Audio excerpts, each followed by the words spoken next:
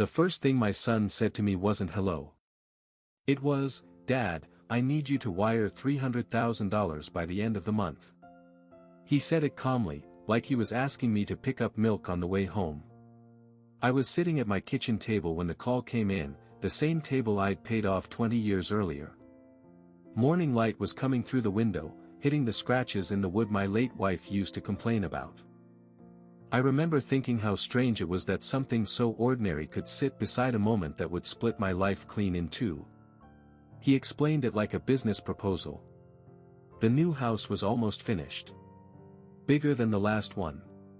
Better neighborhood. The bank needed more cash up front to close strong. He said the word investment a few times, as if that softened the ask. He reminded me I had savings. He reminded me I was retired. He reminded me he was my son. I told him I needed time to think. That's when his voice changed. Not angry. Disappointed. Like I'd failed a test he expected me to pass without studying. "You know, I wouldn't ask if it wasn't important," he said. "This house is for my family." I looked around my kitchen. The old fridge humming. One chair still empty after all these years. I thought about the pension I'd stretched carefully, the money set aside for the rest of my life, not anyone else's upgrades. I told him I couldn't do it. Not $300,000. Not now. Maybe not ever. There was a pause, long enough for me to hear him breathe. Then he said, "So you're really going to do this to me?" By the time the call ended, my coffee was cold and my hands were shaking. I didn't know it yet, but that was the last normal conversation we would ever have as father and son. 2 days later, he called again. This time he didn't waste time easing into it. He said the bank had restructured the deal, and the number was no longer 300,000. It was 600,000 now. He said it like it was bad weather, something none of us could control. I asked him how a number could double in 48 hours. He sighed, slow and theatrical, the way he used to when he was a teenager caught in a lie. He told me I didn't understand how these things worked. Construction delays. Interest rates. Market pressure. He said if I didn't help, everything they'd put into the house would be lost. I told him that didn't make sense. If the deal was that fragile, maybe the house was too much. That's when he snapped. He said I was selfish. He said I was sitting on money I didn't even need while his children's future was on the line. He reminded me of every birthday gift, every loan I'd ever given him, twisting them into proof that I'd always been willing before. He asked me what had changed.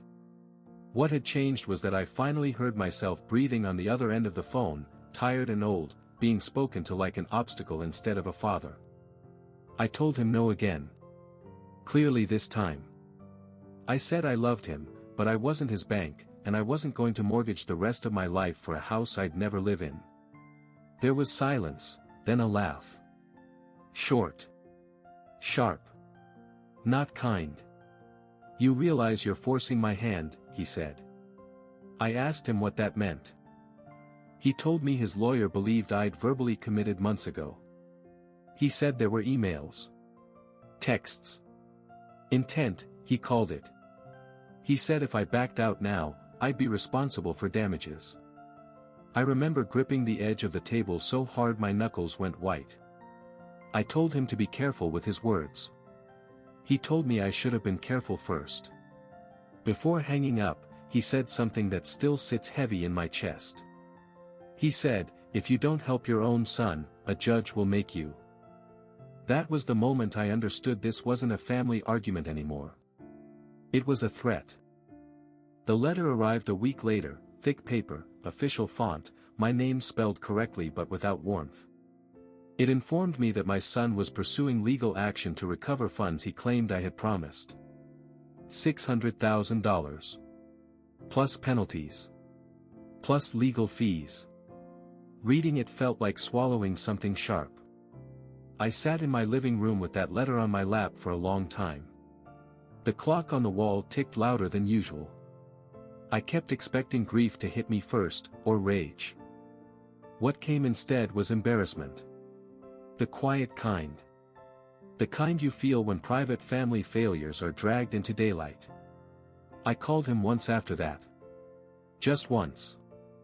I told him we didn't have to do this. I said lawyers would poison whatever was left between us.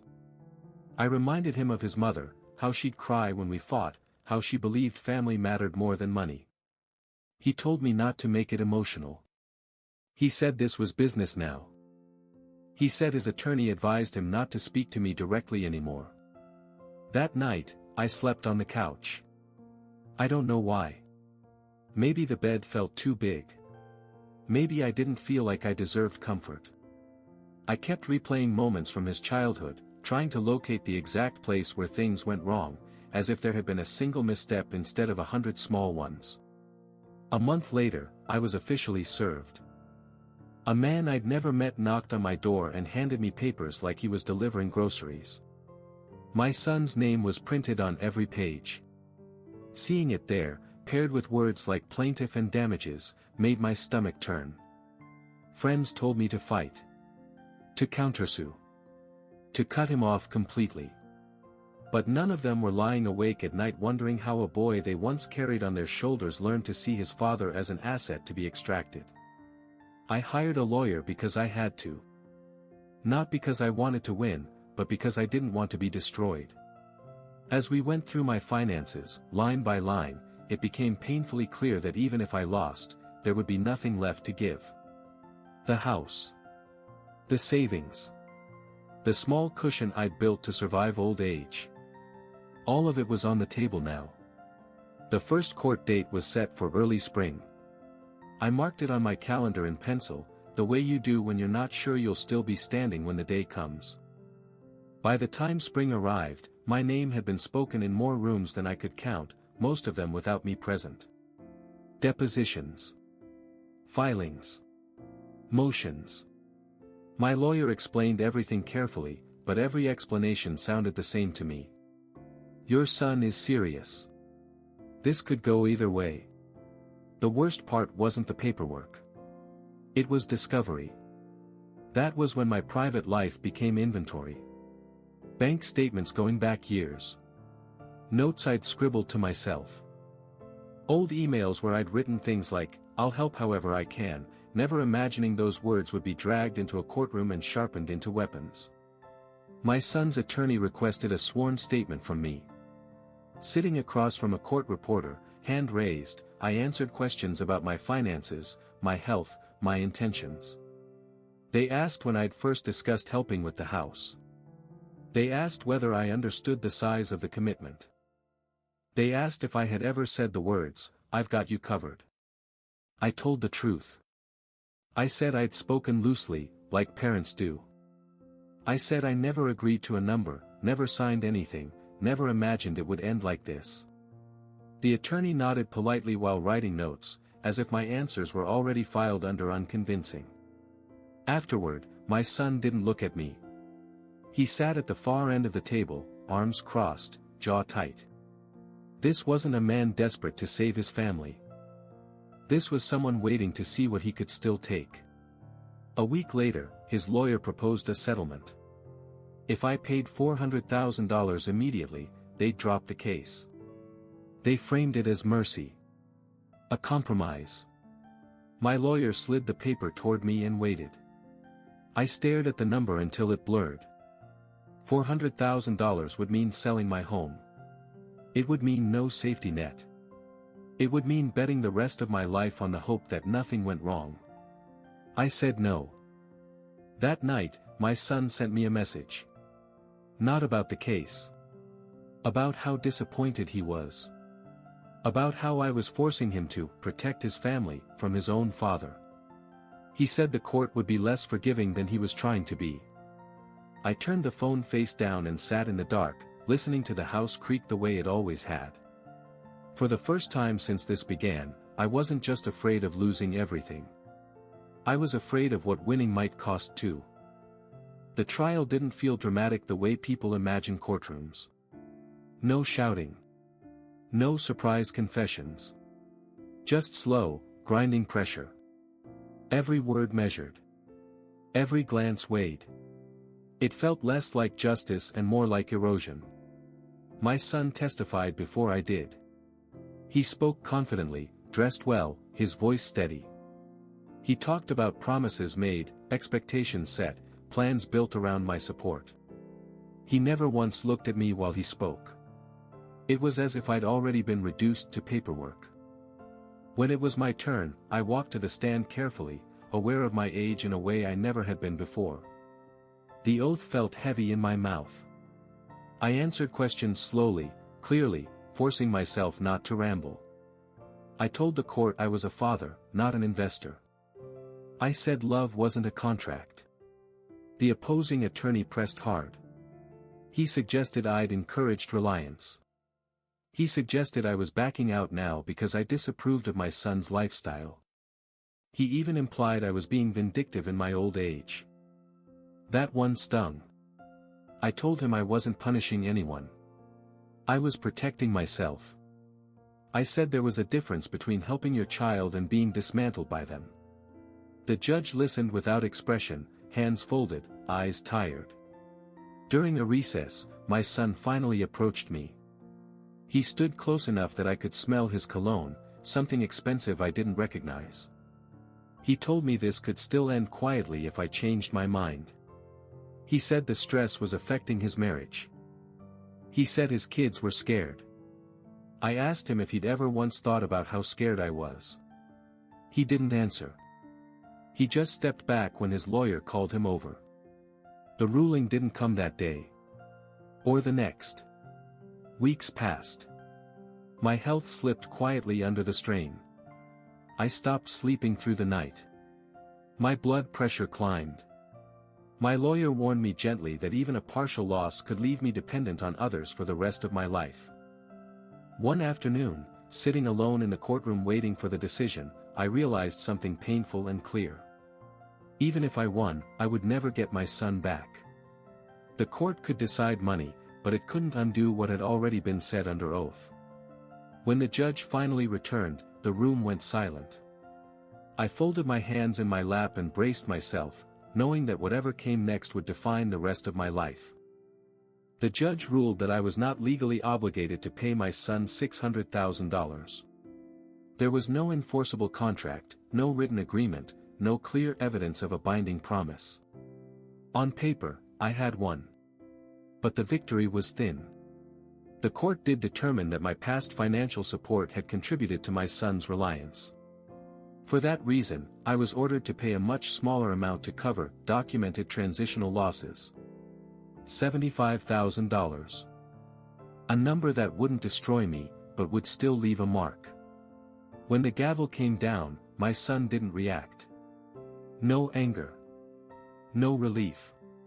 Just a tight nod, as if he'd already moved on to the next calculation. His lawyer leaned in to whisper something.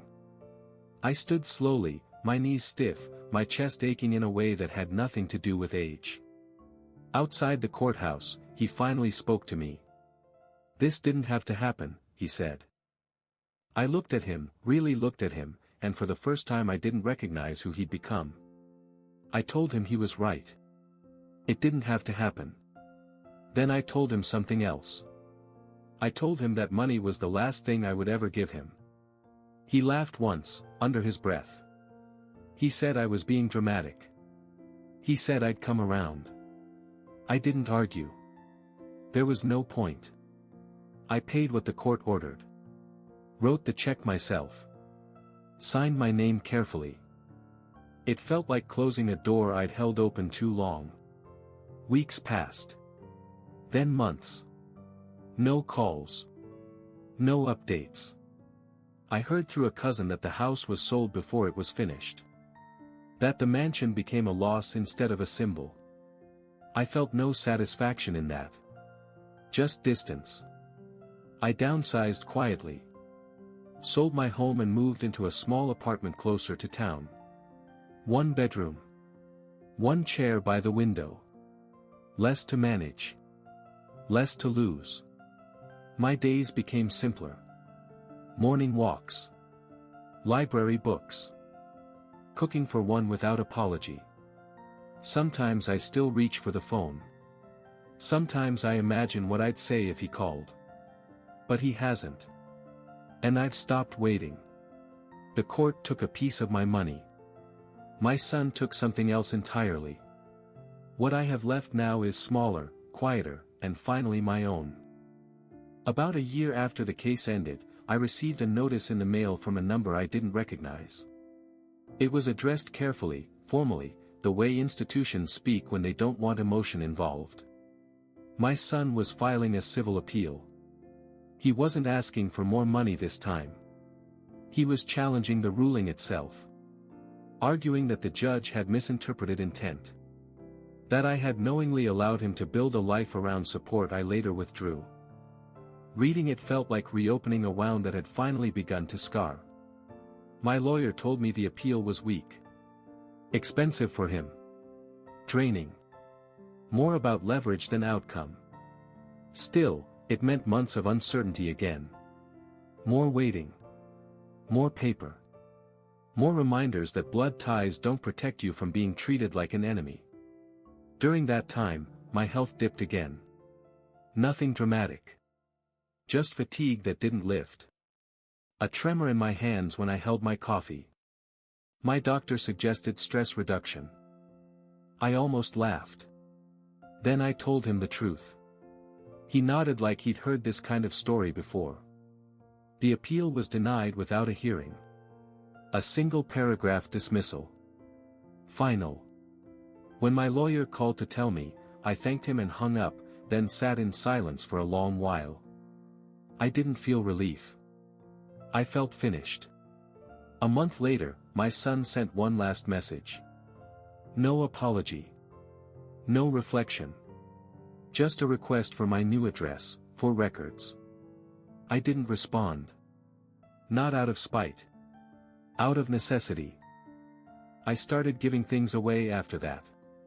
Old tools. Furniture. Boxes of photographs.